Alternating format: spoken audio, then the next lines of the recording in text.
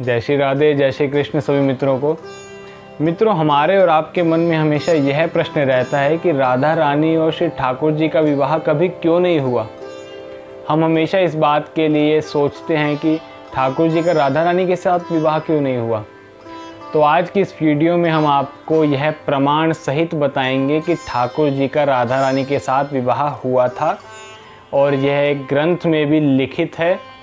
आइए इस वीडियो को पूरा देखते हैं और जानते हैं कि किस प्रकार, कहां पर और किस स्थान पर ठाकुर जी का राधा रानी के साथ विवाह हुआ था। और यदि आपने हमारे चैनल को सब्सक्राइब नहीं किया है तो चैनल को सब्सक्राइब कीजिएगा, बेल आइकन दबाइएगा और वीडियो को आगे शेयर कीजिएगा। मित्रों, एक बार नंद बाबा छोटे से कन्हैया को गोद में लेकर के गैया चराते हुए वृंदावन से कुछ दूर भांडीर वन तक पहुंच गए थे। भांडीर वन यमुना जी के उस पार है, यमुना जी के इस पार श्री वृंदावन है। जब नंद बाबा छोटे से कन्हैया के साथ भांडीर वन तक पहुँचे तब ठाकुर जी ने एक ऐसी लीला की कि पूरे भांडीर वन में अंधकार छा गया। आकाश मंडल पूरा मेघों की घटा से आच्छादित हो गया और अत्यंत वेग के साथ हवा बहने लगी। सभी वृक्ष, तुलसी, कुंद, मंदार, पारिजात, सभी वृक्ष जोर जोर से हिल करके भय का उत्पादन करने लगे। उस दृश्य को देख करके छोटे से कन्हैया नंद बाबा की गोद में कुछ भयभीत से प्रतीत हुए। और जब नंद बाबा ने वह दृश्य देखा तो नंद बाबा को भी भय का आभास हुआ।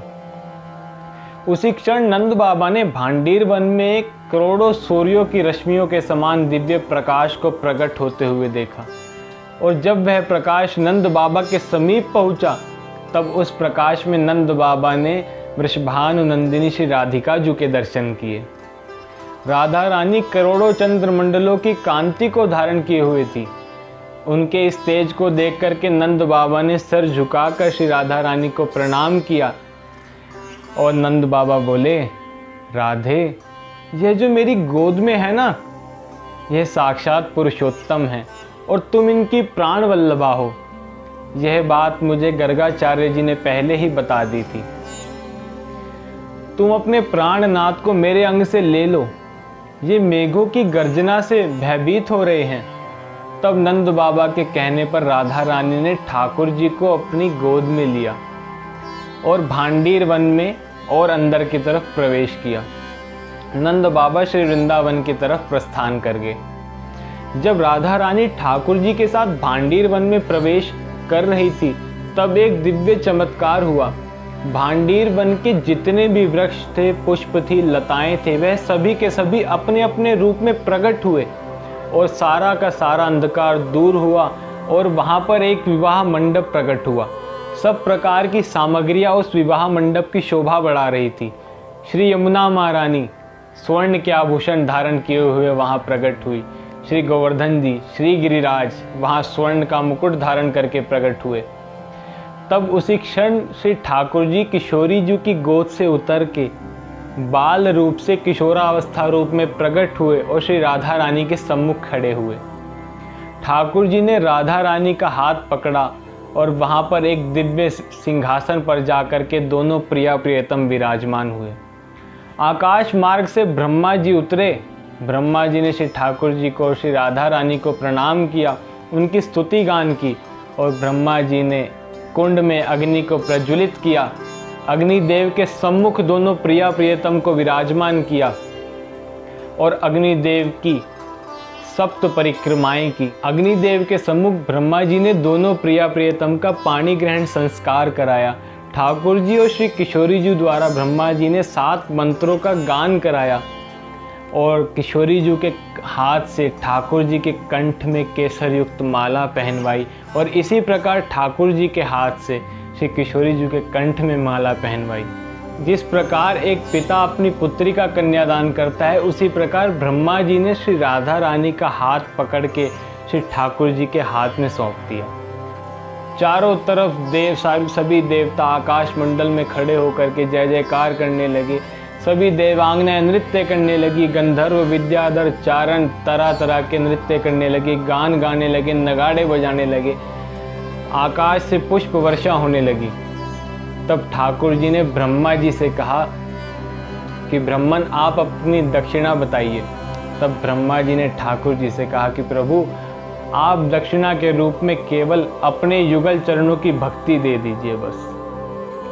ठाकुर जी ने जैसे ही तथास्तु बोला, ब्रह्मा जी श्री किशोरी जी को प्रणाम करने के लिए साष्टांग दंडवत करने लगे।